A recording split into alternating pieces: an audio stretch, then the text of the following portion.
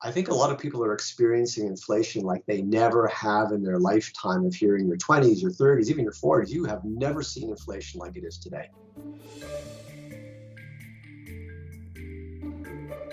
The big factor in inflation right now, it's not a surge in demand that people must have more and more and more and more all the time. I think a lot of it is a shortage factor.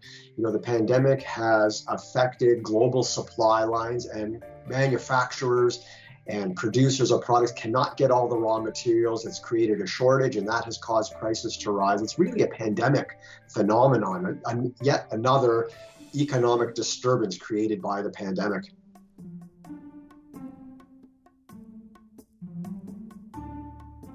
I think people have got to be smart shoppers like they've never been before. I think you've got to be thinking very hard. What am I buying at the grocery store? How much am I driving? Because energy and food are the number one inflation factors in the average daily life of Canadians. And I think you've got to really squeeze those costs as much as you can. I mean, I know in the pandemic, we were all doing a lot less driving. The roads tell me that people are doing much more driving. Can we cut back a little bit? And you're going to the grocery store, you need all your bargain shopping wiles. You need all the apps you can find. You need the shopping circulars. You need to change your consumption habits. Meat's a big stressor for inflation. Maybe eat less meat. It's good for you too, right?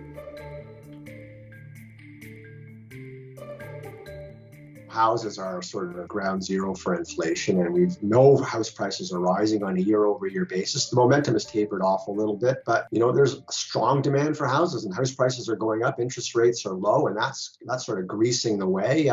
Higher interest rates, which we will need to quell inflation if it continues, will weigh on the housing market, and that may help suppress price increases a little bit. But we're in an environment now where prices are rising strongly across the board, and I think we're all going to have to get used to this.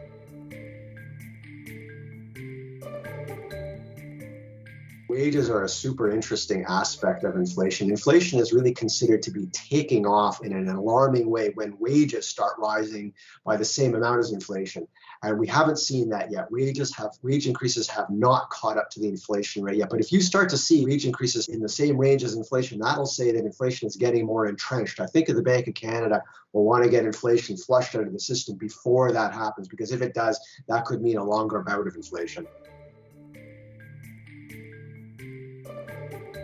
Well, it's the big debate in economic circles right now, how long we're going to have to put up with it. I'm hearing that it should start to taper off next year, maybe in the middle towards the latter part of next year. And that might be temporary in economic terms, but I think in our daily household lives, we're going to be dealing with inflation for possibly as much as another year. It's here to stay as far as us managing our lives in the here and now for the next while.